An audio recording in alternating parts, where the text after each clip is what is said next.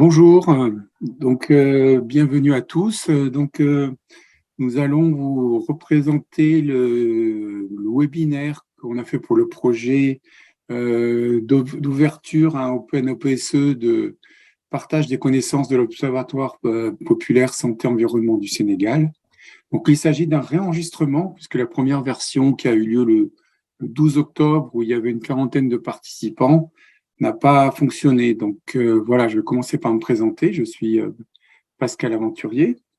Je suis le responsable du service information scientifique et technique de l'Institut de recherche pour le développement.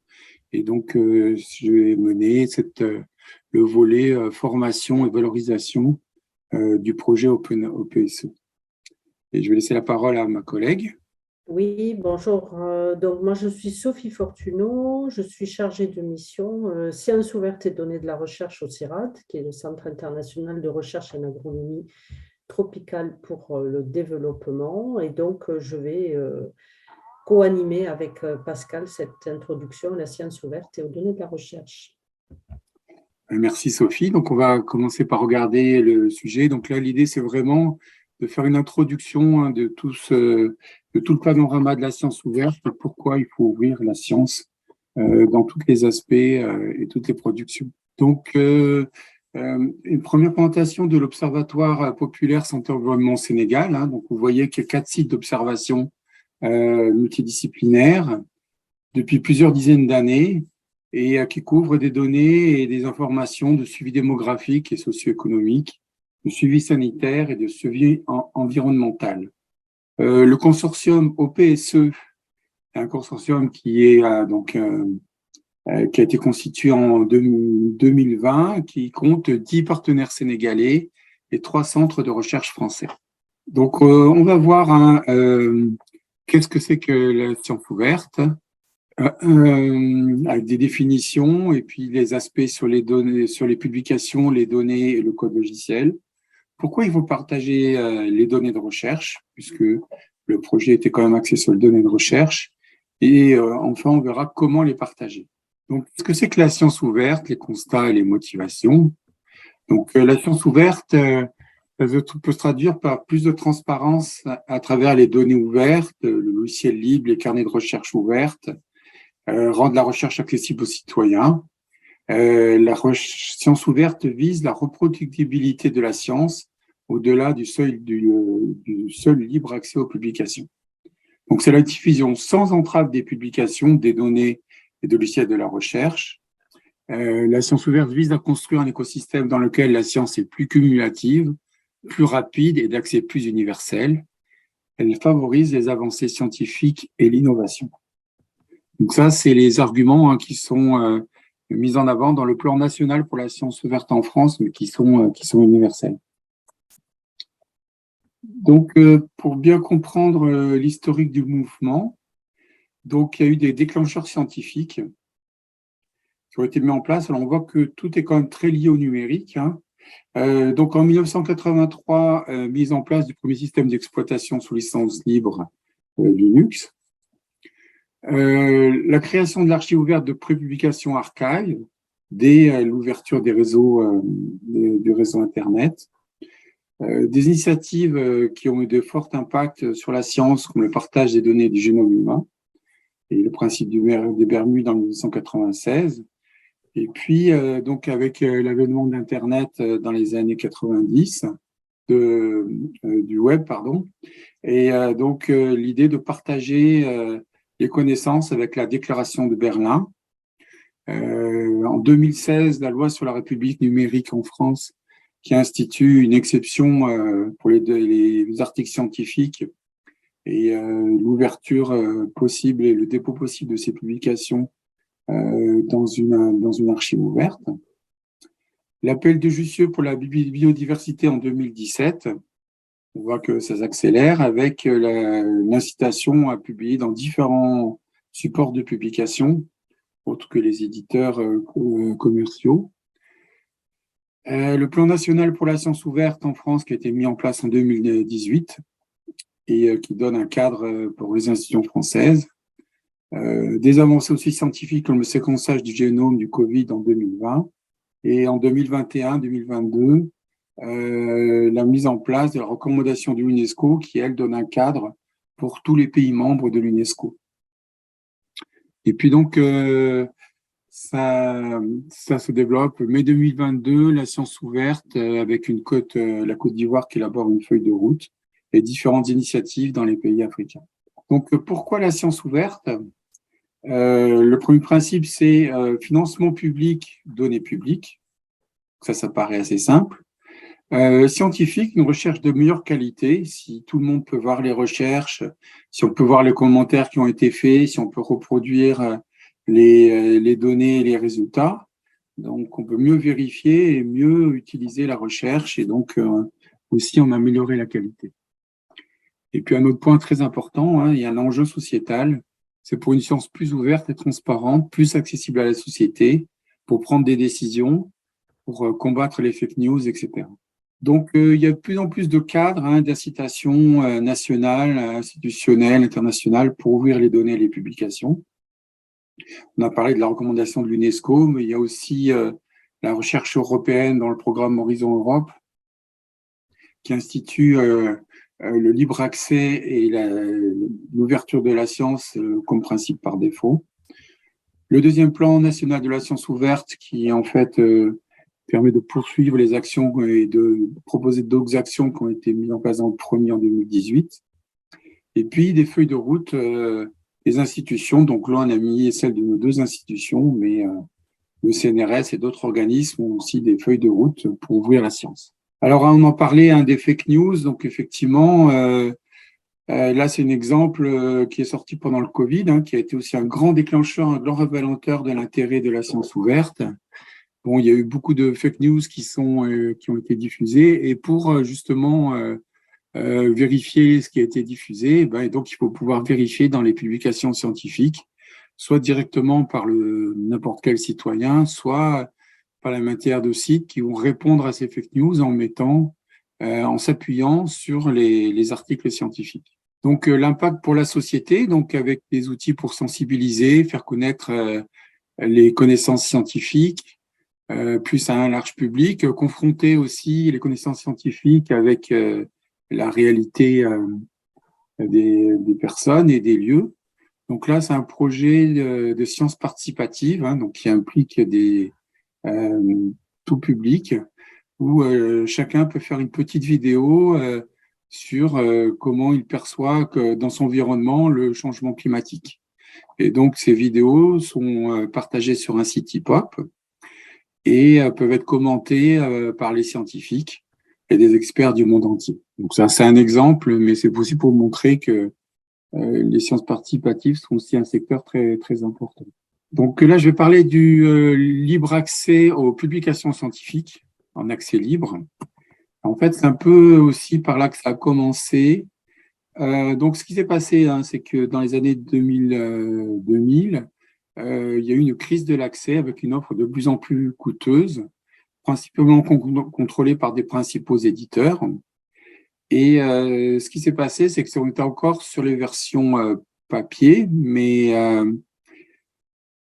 du coup, les bibliothèques les plus importantes ne pouvaient plus s'abonner, puisque vous voyez que l'augmentation de l'inflation des journaux, qui eux avaient compris qu'ils étaient sur ces individus qui étaient obligés de s'abonner à ces publications, énormément augmenté par rapport à l'inflation réelle. Et donc, les bibliothèques les plus importantes du monde étaient confrontées à des problèmes d'abonnement et de coûts liés à cette augmentation. Et donc, même les plus grosses bibliothèques ne pouvaient pas suivre et toutes les autres bibliothèques par la suite aussi avaient un nombre d'accès limité de diffusion de la science. Et vous voyez que la bibliothèque de l'Indian Institute of Science était uniquement abonnée à 10 600 périodiques. Donc, tout ça, c'était en raison des coûts. Donc, après, chaque bibliothèque, même si elle est importante, est obligée de réduire et d'avoir un nombre relativement limité d'accès, de donner un accès limité à ces périodiques en raison justement de l'augmentation de ces coûts. Il y a à peu près 100 000 périodiques, un peu plus de 100 000 périodiques dans le monde. Donc voilà, une augmentation des coûts et puis une réduction de l'accès. Donc, l'idée aussi, c'était comme les chercheurs sont aussi au cœur du système, qu'ils puissent choisir différentes voies de publication et notamment pour rendre l'accès libre à leur publication pour que ça soit vu par plus de public. Et donc, ça, c'est aussi quelque chose d'important. Dans le monde numérique, en fait, c'était le contrôle des coûts qui avait été signalé dans la diapositive précédente. C'est aussi poursuivi avec des bouquets qui sont aussi extrêmement chers et qui limitent l'accès justement par les coûts, alors que la science devrait être accessible à tous. Donc, les chercheurs ont la possibilité de publier leurs recherches, de diffuser leurs recherches, soit sur deux voies, qui est la voie verte, et c'est des sites de préprint ou dans des archives ouvertes. Donc, dans ces cas-là, le site de préprint, c'est avant validation de l'article, et l'archive ouverte, c'est des systèmes nationaux ou institutionnels dans lesquels les chercheurs déposent des documents quand ils ont les droits des éditeurs ou quand ils respectent la loi sur la République numérique. Le deuxième aspect, c'est la diffusion par des journaux qui, eux, proposent un accès gratuit. Donc, il y a deux types d'accès. Il y a la voie dorée qui est payée par les auteurs et la voie diamant qui, elle, est payée par les institutions. Donc, on voit que le payé par les auteurs, c'est en rouge parce que les prix peuvent être assez prohibitifs et justement limiter les crédits pour la recherche, parce que les auteurs doivent faire des choix de payer pour publier ou d'utiliser leurs fonds pour faire de la recherche. Ce qu'on peut dire quand même, c'est que les documents qui sont en libre accès, les publications scientifiques publiées dans des revues scientifiques en libre accès, sont plus cités, et il y a différentes études, mais on peut dire que la moyenne, c'est autour de 18% de citations en plus. Donc voilà un exemple d'une archive ouverte. Alors, c'est l'archive Rivière du Sud de l'Université du Ziguinchor au Sénégal. Donc, vous voyez, là, les chercheurs peuvent tout à fait diffuser en respectant les droits qu'ils ont signés avec les éditeurs, leurs documents, et c'est tout à fait bien référencié sur Internet. Et donc, ça donne de la visibilité à une institution. Donc, c'est tout à fait quelque chose une voie, c'est la voie verte qui est vraiment à privilégier et qui est aussi très utilisée en France. Après, sur la voie des publications, des journaux de publication, donc il y a un site qui s'appelle le DOAJ qui recense les revues en libre accès. Et il y a différentes plateformes éditoriales. Donc, la plus connue en Afrique, c'est Ajol, qui diffuse 538 revues en Afrique, dont 278 en libre accès. Et donc, il y a des revues au Sénégal, qui sont propres au Sénégal, des revues scientifiques, mais qui ne sont pas en libre accès. Donc là aussi, le passage des revues d'un modèle sur abonnement à des modèles en libre accès est aussi un enjeu de la science ouverte. Voilà, vous voyez que dans les DOAJ, il y a 17 000 revues en libre accès qui sont référencées, alors soit par le modèle payé pour l'éditeur, soit par le modèle payé par les institutions. Directement issu du modèle payé par les auteurs, il y a des revues prédatrices qui apparaissent et qui cherchent à faire de l'argent et non à publier des travaux de recherche de qualité. Et donc des effets très négatifs, donc il faut vraiment les éviter. Et ils ont uniquement été créés dans le but de capter l'argent des auteurs qui payent pour publier. Donc ça, c'est effectivement une déviation du modèle. Et elle a des effets négatifs parce qu'elle est utilisée par des chercheurs peu scrupuleux qui ont été dupés. Il n'y a pas de réelle validation des articles. Elles ont une très mauvaise réputation, donc elles sont très dommageables pour la carrière scientifique. Et donc, du coup, il n'y a pas de valorisation de l'article puisque les gens hésitent à citer ces articles. Parce que même si l'article est bon, le fait que ce soit dans une revue douteuse ou prédatrice porte préjudice à la qualité de l'article. Donc, un petit résumé sur la publication libre accès. Donc, de grands éditeurs contrôlent le marché de l'édition scientifique, ce qui entraîne que la majeure partie des articles ne sont pas en accès libre, donc même sous forme électronique. Si la revue ne permet pas la diffusion en libre accès, il est presque toujours possible de déposer une version auteur dans une archive ouverte.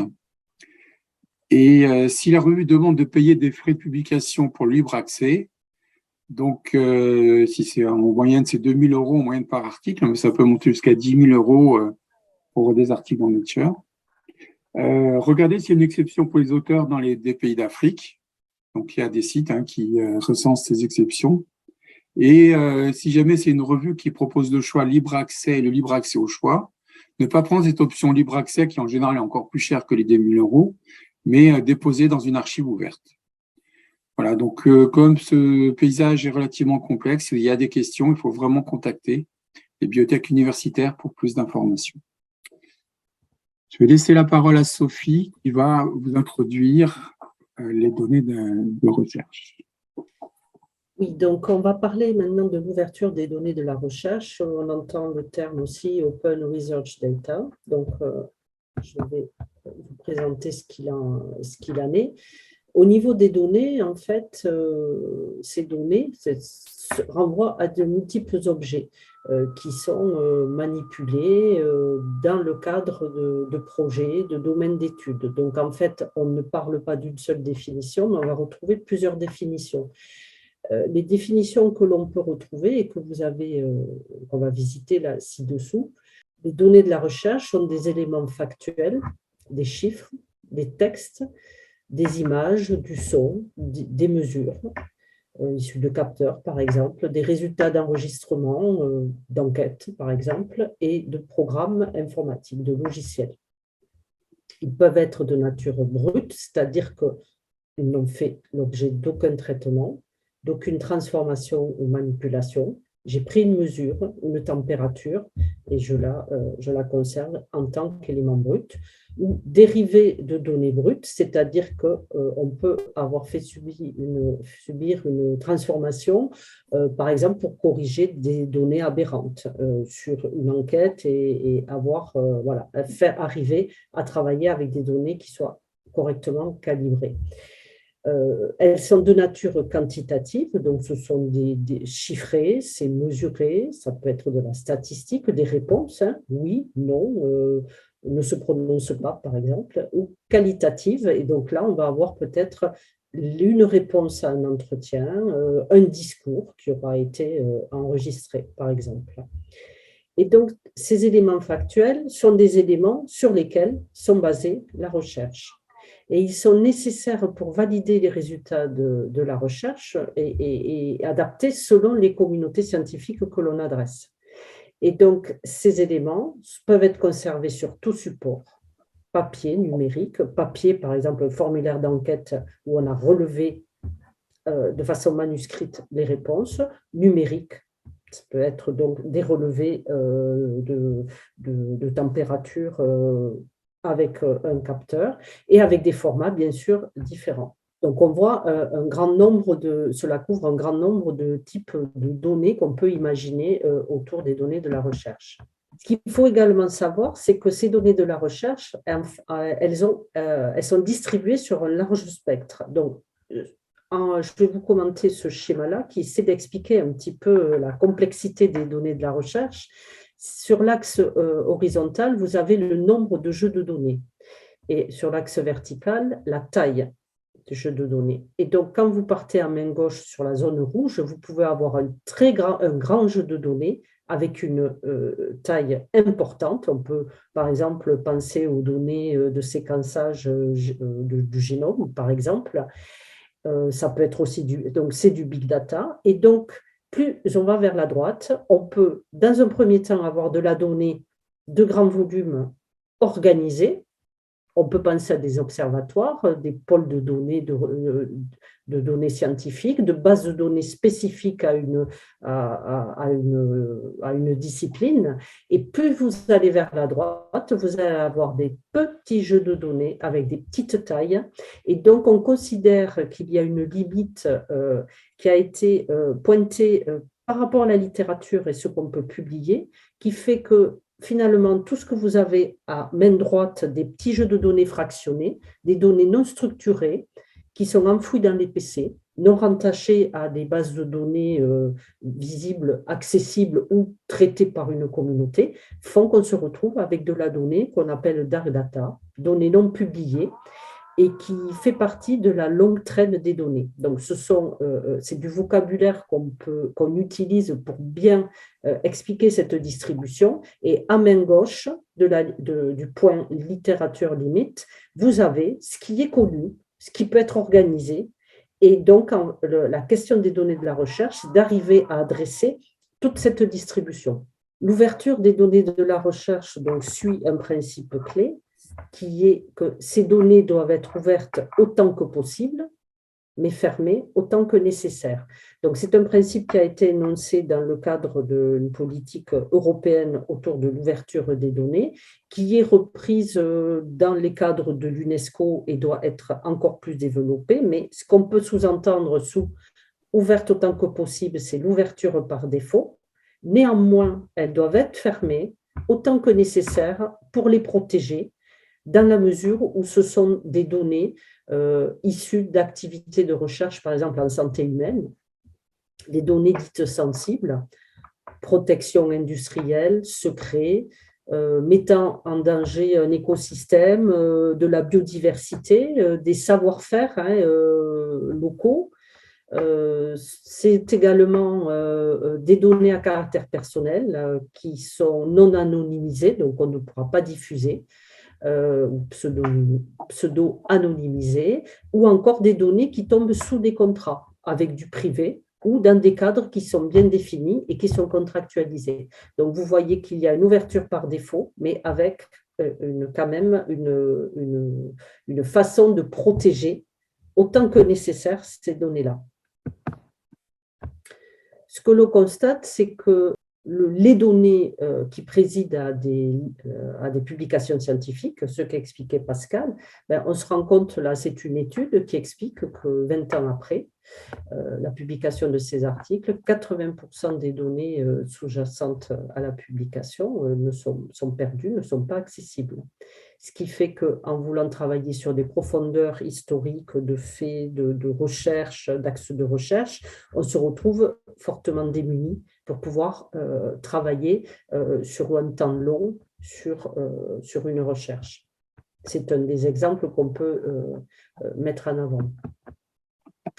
Donc, de plus en plus de revues scientifiques, et donc c'est par les revues d'ailleurs que notamment cette ouverture a été poussée, c'est que de plus en plus de revues scientifiques donc, promeuvent une ouverture, enfin le partage des données en exigeant à la soumission de la publication scientifique les données qui président à cette publication ou sous-jacente. Et donc, dans cette exigence-là, le mécanisme qui est à privilégier pour ce partage de données, c'est de déposer ces données dans un entrepôt de données. Les données qui sont déposées sont décrites à l'aide de métadonnées, donc ce sont des champs descriptifs du contexte de la donnée. L'entrepôt de données attribue un identifiant numérique persistant, pérenne, avec une citation, donc attribuée aux données. On peut donc bien sûr déposer, et c'est bien sûr le rôle de l'entrepôt, déposer des fichiers de données qui sont attachés à cette donnée qu'on décrit, avec des conditions d'utilisation, une licence d'utilisation, et l'entrepôt lui-même a un rôle de préservation et de conservation de ces données-là. En mobilisant, en déposant une donnée sur un entrepôt de données, les données sont donc trouvables, retrouvables hors article scientifique. Et donc, il est déconseillé pour un partage de données dans le cadre de publications scientifiques d'attacher les données comme une annexe, comme un document supplémentaire. Et c'est par ce mécanisme-là que vous continuerez à rendre visibles les données et retrouvables. Un autre élément à prendre en compte, ou en tout cas c'est un concept qu'il faut avoir en tête, c'est le cycle de vie des données de la recherche. Donc, qu'est-ce qu'un cycle de vie de données de recherche? C'est un cycle qui décrit le processus de création, de traitement, jusqu'à la diffusion, partage des données. Et donc, ce cycle-là fait que, en fait, il permet d'examiner toutes les étapes de vie de la donnée, puisque le données de recherche a une durée de vie qui va bien au-delà du projet. Donc, il faut arriver à bien baliser ces étapes-là de façon à pouvoir diffuser de façon raisonnée les données au-delà du projet. Et pour faire cela, pour ce faire, vous devez planifier la manière dont vous gérez ou gérerez vos données avant, pendant et à la fin du projet. Ce sont des questions clés qu'il faut se poser, que l'on va se poser dans le cadre d'un plan de gestion de données. Donc, en fait, dans le cadre d'un projet, il faut être conscient des données existantes qui existent déjà, que l'on va mobiliser, celles que l'on va créer lors du projet, réfléchir à la manière dont ces données-là sont collectées, donc recueillies, stockées, traitées, décider de où déposer ces données si vous souhaitez les diffuser ou les préserver. Et donc, en fait, ce sont toutes ces questions que l'on va se poser collectivement au sein d'un projet. Et le plan de gestion de données, finalement, aide à structurer quelque part la gouvernance de données dans un projet. Et donc, vous aide à réfléchir à ces différentes étapes et à pouvoir les documenter et bien sûr les mettre en action. Donc, pour résumer cette séquence, il n'existe pas une, mais des définitions autour des données de la recherche. Et donc, il s'agit de s'interroger sur ce que sont ces données et comment elles vont être créées, gérées et réutilisées au sein d'une communauté, d'un collectif scientifique, dans un projet, au sein d'une discipline. Ces données, dans la mesure où on souhaite les ouvrir, il va falloir veiller au principe les données sont ouvertes autant que possible, fermées autant que nécessaire, avec les précautions, les vigilances que l'on a évoquées dans la fermeture ou la protection. Pour partager et déposer les données, finalement, il va falloir les déposer dans un entrepôt de données pour obtenir une citation, un DOI, avoir des métadonnées de description qui permettent la découverte et avoir une licence d'utilisation qui vous permet de donner le cadre de réutilisation de ces données. Cette citation des données avec DOI, je le rappelle, permet de référencer les données dans une publication scientifique, un projet, un rapport, et vraiment donne une traçabilité et permet de retrouver cette donnée. Et les données de recherche sont régies par un cycle de vie documenté dans le cadre d'un plan de gestion de données, sachant que ces données-là de la recherche sont adossées sont dans une distribution très large qui fait que le cycle de vie peut être différent d'un type de données à un autre dans un projet. Donc, pour poursuivre, je vais vous parler maintenant des logiciels de la recherche, des codes sources et la question de l'ouverture. Donc, on parle d'open source. Donc, l'ouverture du code source est établie ainsi, c'est-à-dire que les logiciels de la recherche qui sont open source sont des logiciels scientifiques importants pour la recherche et qui sont développés à des fins d'analyse, de simulation, de traitement, de visualisation, et dont le code source est lui-même disponible et donc accessible. Donc, on a des exemples de logiciels de la recherche, on a les modèles notamment, des modèles prédictifs, c'est un exemple, des outils d'aide à la décision, des chaînes de traitement, etc. Et donc, selon la définition de l'Open Source Initiative, qui est une initiative internationale à but non lucratif, les logiciels open source doivent être distribués sous forme de code source, c'est-à-dire avoir le code, accès au code directement, et ils doivent être partagés sous une licence permettant la modification, la dérivation et la redistribution, dont la réutilisation. Les enjeux pour la recherche de l'ouverture du code source, c'est que dans la mesure où la recherche s'appuie sur ces logiciels, donc toute cette intelligence-là, pour exploiter ou reproduire ces recherches-là, il faut avoir accès au code source complet. L'ensemble qui produit le résultat de la recherche, en général, est constitué du code, des données que l'on a fait tourner avec le code et de l'environnement technique qui doit aussi être décrit dans l'environnement du code source. Et on va voir comment on peut faire ça. Le libre accès au code source des logiciels donc, contribue à la transparence, à la réutilisation et à la reproductibilité des résultats et donc à un meilleur impact de la recherche dans la mesure où tout est accessible et décrit. Le logiciel est également considéré comme une donnée de recherche dans une acception large du terme. Donc, vous pouvez retrouver données de la recherche avec les seules données, soit données de la recherche dans lequel on va introduire la notion de logiciel de code source. On a vu les entrepôts de données pour les données, la mise à disposition de données. On va parler d'une forge logicielle. On va parler du rôle d'une forge. Qu'est-ce qu'une forge logicielle? C'est une plateforme qui permet de gérer un logiciel, de contrôler les versions, de faire un suivi global des modifications et donc débuter son projet de code de logiciel sur une forge ou le déposer a posteriori, c'est permettre de gérer, préserver, partager et collaborer au futur. Si on n'a pas commencé la construction l'élaboration du logiciel au tout début, ça va permettre de collaborer sur les logiciels de recherche. Et donc, c'est vraiment une plateforme d'ouverture. On a des exemples de forges telles que GitLab, GitHub, Bitbucket. Donc vous en avez quelques-unes comme ça, GitHub étant certainement la plus connue.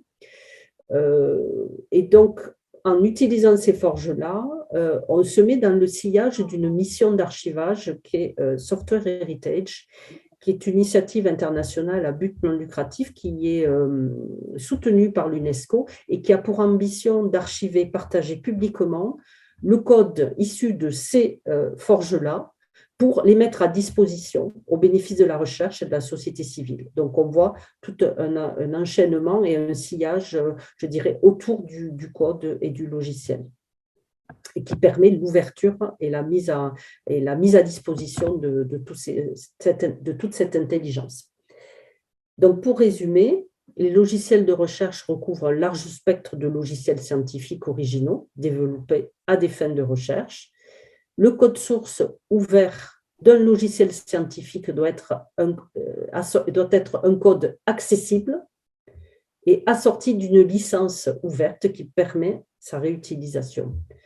Débuter son projet logiciel sur une forge permet de gérer, préserver, partager et collaborer facilement donc sur un code source avec un enjeu à la clé qui est la reproductibilité de la recherche et du code de l'intelligence du logiciel qui a été mis en place pour des fins de recherche.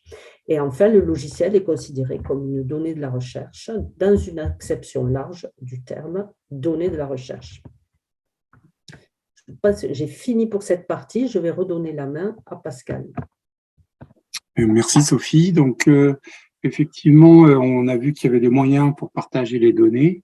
On va parler du pourquoi. Pourquoi partager ces données? Pourquoi c'est important? Alors, c'est important parce qu'on a besoin d'une recherche plus cumulative, c'est-à-dire utiliser de manière collective ou réutiliser simplement les recherches des autres pour pouvoir créer ses propres recherches ou faire des produits à destination de la société, etc. Donc là, un exemple assez parlant, c'est le séquençage du génome humain, qui a créé une valeur économique et de santé publique très, très importante. Alors, il y avait des coûts très importants au départ, 3,6 milliards de dollars pour le décodage. Simplement, l'impact économique, puisque ces données sont disponibles à tous, est estimé à plus de 700 milliards de dollars. Et tout le monde peut utiliser ces données, donc le potentiel est encore infini. Un autre exemple très important, c'est qu'il y a une crise de la reproductibilité, c'est-à-dire que quand un article présente des résultats et que les auteurs veulent refaire les mêmes expériences à l'identique, et ben en fait, même si c'est peut-être un petit peu amélioré, là, donc ça c'est quelque chose qui a été publié il y a quelques années déjà. Voilà, sur 360 documents, Donc, ce qui est vraiment reproductible, c'est moins de 2% des expériences. Donc, on arrive peut-être à plus maintenant, mais on voit qu'il y a vraiment une perte. Et donc, du coup, il y a besoin vraiment de partager ces données, hein, puisque ça, c'est un des prérequis pour pouvoir reproduire les expériences, les données et le code dont vous a parlé Sophie. Une recherche réutilisable, là aussi, c'est un autre exemple. En astronomie, les données archivées produisent plus de publications que la collecte initiale en cours des chercheurs. C'est-à-dire qu'on a presque une nouvelle science qui s'appelle la science des données, qui va travailler sur les données qui existent déjà pour produire de nouveaux résultats. Donc là, on le voit, c'est la part en bleu ciel, en fait, hein, qui montre l'importance de plus en plus grande de l'utilisation dans des publications des données déjà archivées. Un autre aspect, c'est rendre une recherche plus visible, puisque quand on diffuse ces données, en même temps, par boule de neige, ça peut aussi rendre plus attractive la lecture de la publication et donc augmenter la citation de l'article scientifique.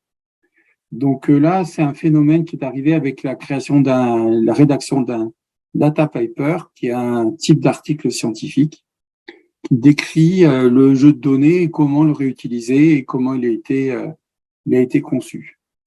Donc le jeu de données, le data paper, hein, qui est disponible et qui permet d'avoir des données qui indiquent que les données sont en libre accès, a été extrêmement cité et donc du coup par différentes sources réutilisées. Et donc, ce data paper a aussi ramené plus de citations sur le papier original.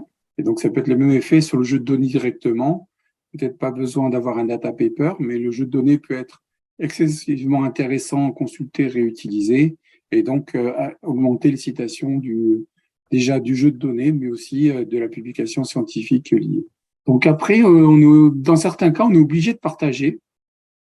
Et dans plus en plus de cas, notamment quand les recherches sont financées ou tombent dans le cadre de politiques institutionnelles, internationales ou nationales.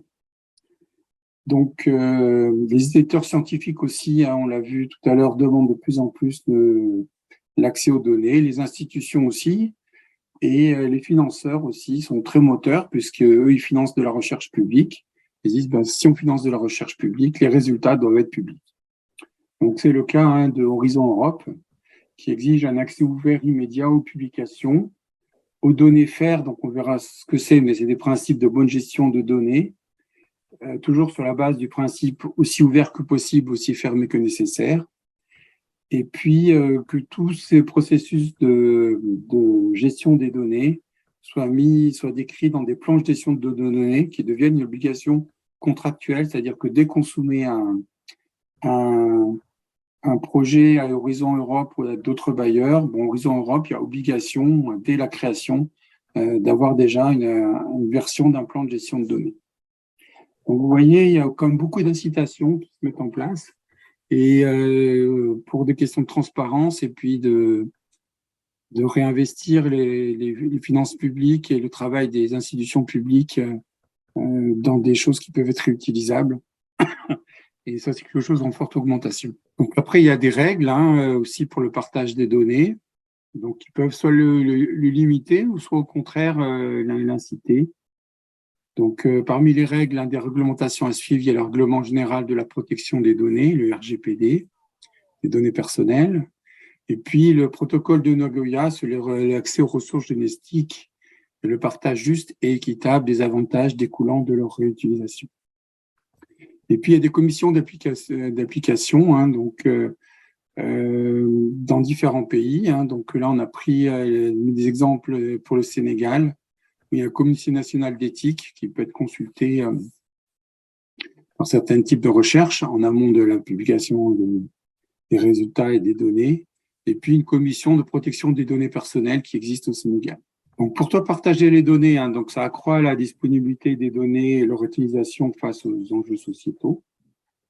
Il y a des enjeux économiques. Hein, on peut augmenter leur réutilisation, l'impact potentiel des données. Il y a des politiques internationales, nationales, des éditeurs, des financeurs en faveur du partage des données et des politiques d'institution en réponse à ces exigences. Pardon. Et il y a des cadres réglementaires, des cadres éthiques à respecter dans le contexte d'exercice des terrains d'études, projets, partenariats. Alors, je reprends la main pour aborder la partie comment partager les données.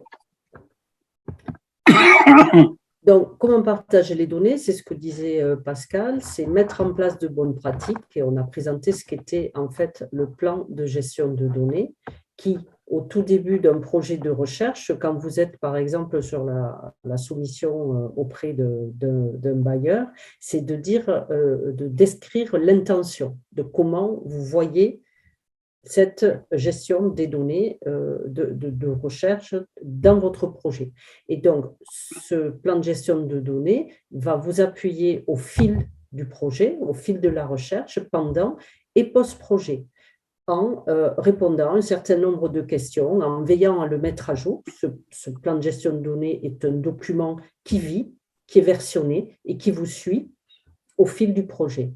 Il vous aide donc à planifier, à décider, documenter la gestion de vos données au cours du projet. Et il va s'adosser, on va dire, sur le rythme, oui, sur les étapes du cycle de vie des données que vous êtes en train de décrire. Si vous avez plusieurs types de données qui sont gérées au sein d'un projet, il faudra à ce moment-là prévoir la description selon le cycle de vie attaché à ces types de données. Et c'est un cadre qui vous aide vraiment à travailler sur la projection et la planification des données. Vous avez quelques liens pour vous aider à avoir plus de détails sur ce qu'est un plan de gestion de données.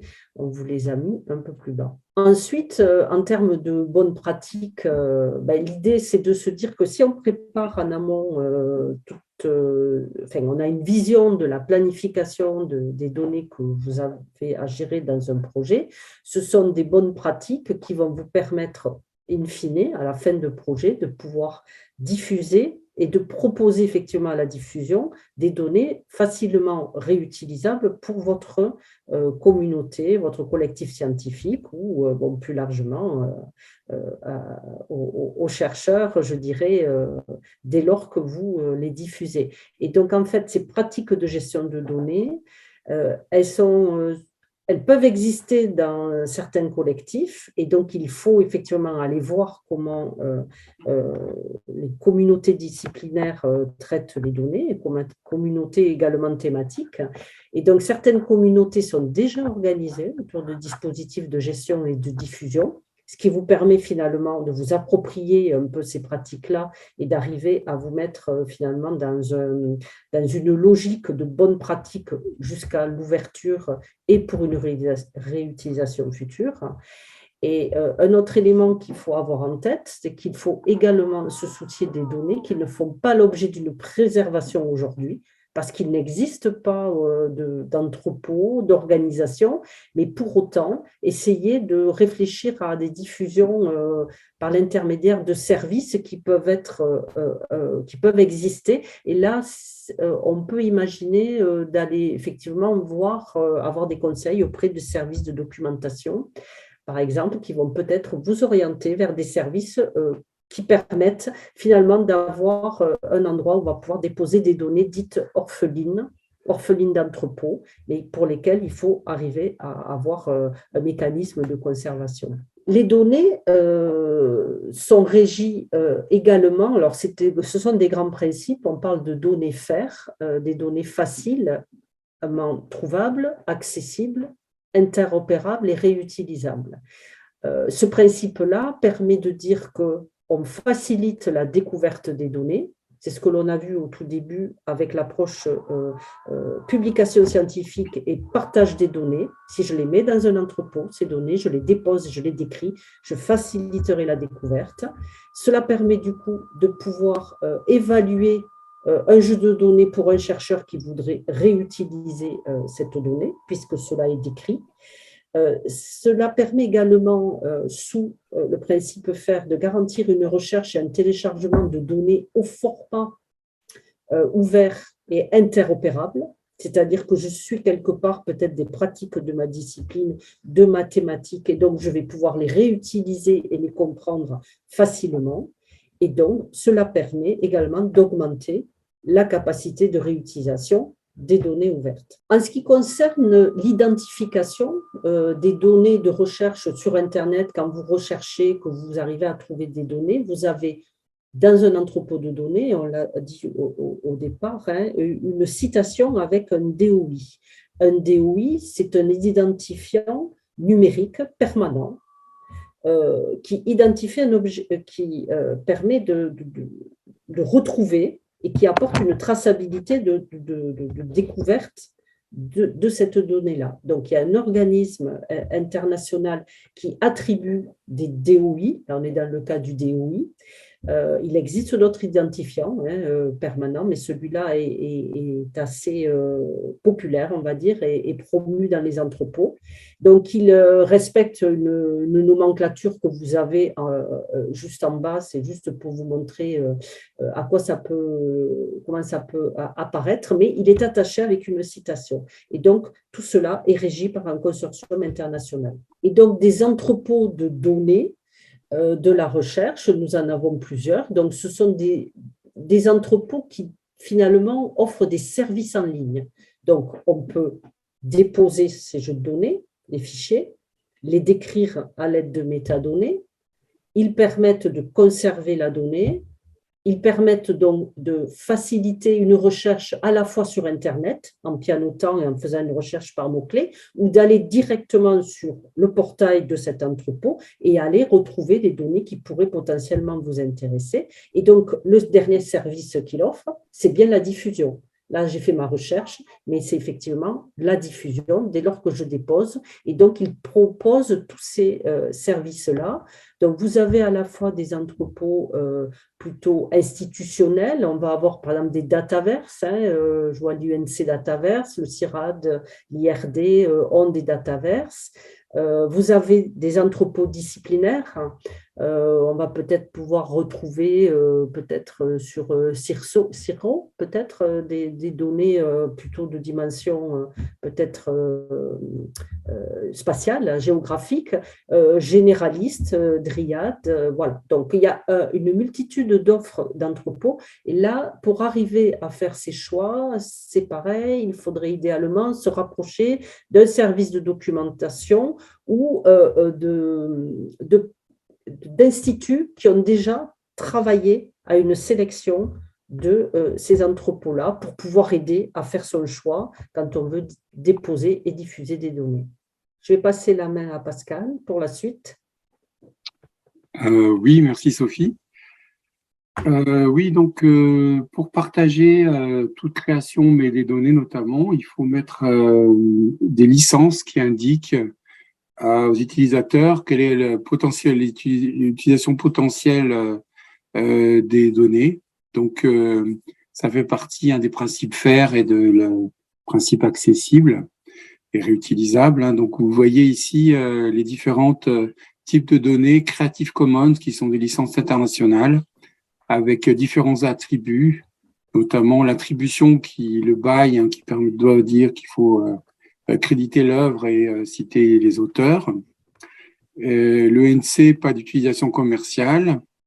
Le SA, c'est partage dans les mêmes conditions.